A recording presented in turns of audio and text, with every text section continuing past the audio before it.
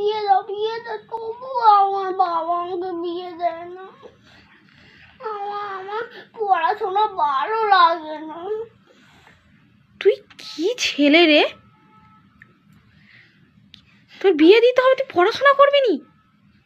তোর লজ্জা লাগে না এই কথাটা বলতে? আমি তোর বাবাকে ভিডিও করে পাঠাবো, দাঁড়া। আমার বিয়ে করতে ভালো লাগছে।